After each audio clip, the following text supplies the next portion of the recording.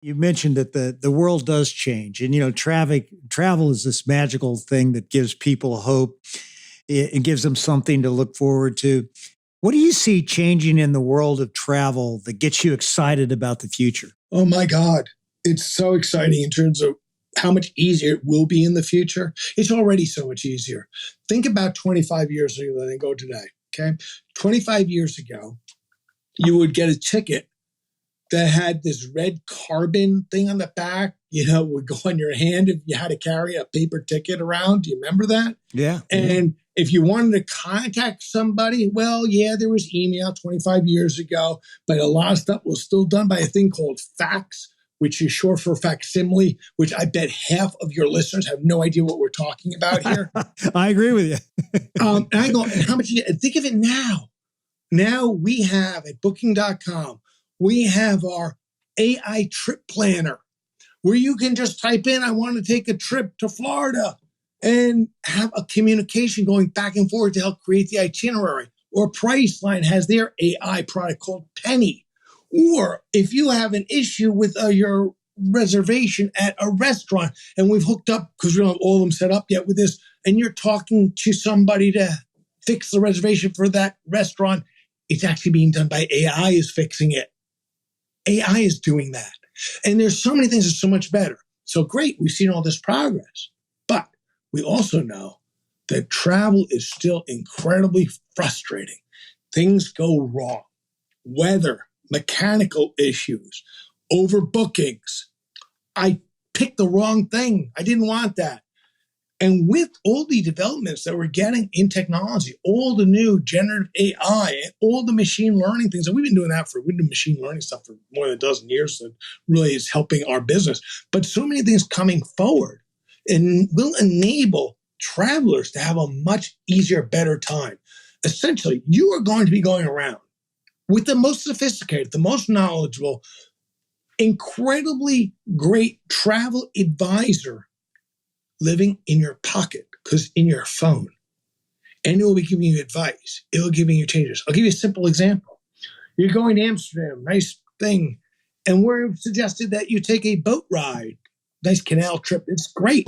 And we also said there's a great museum, the Rijksmuseum. You go there too. And we got it all set up for you. It's all easy to be done. You're there. We know, though, the weather on Thursday, when you're supposed to take this boat ride, it's going to probably rain.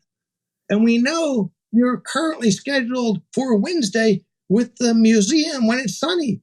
And this is Tuesday. And we tell you, and listen, I think it's a good idea. We'd like to change this for you, put you on the boat on the sunny day, Wednesday, go to the museum on the rainy Thursday. And we're doing that all automatically through AI.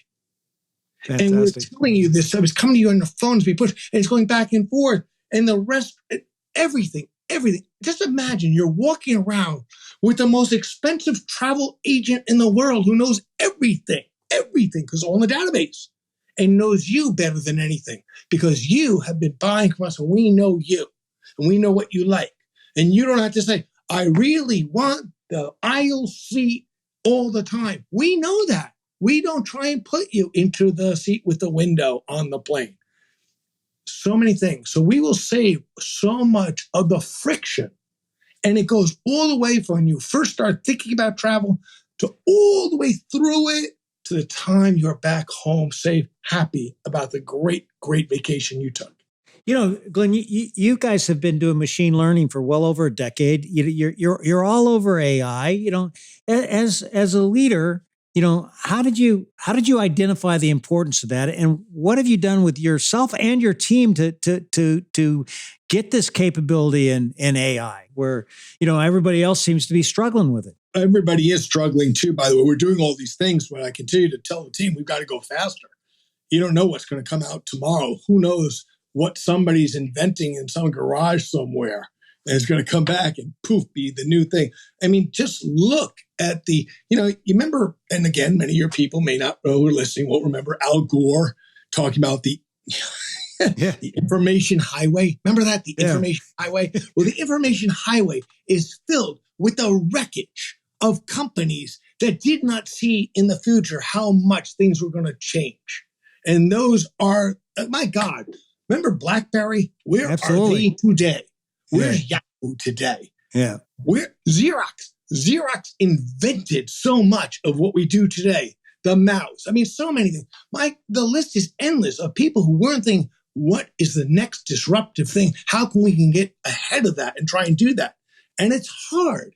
And, we both, I'm sure you read the Innovator's Dilemma, Christensen's book, very famous book. And that is a problem because when you have a successful business and trying to disrupt it, it's very difficult because you're making money, your investors like this, and you have to have a balance. So it's not easy to motivate people to go, we got to go for the next new thing.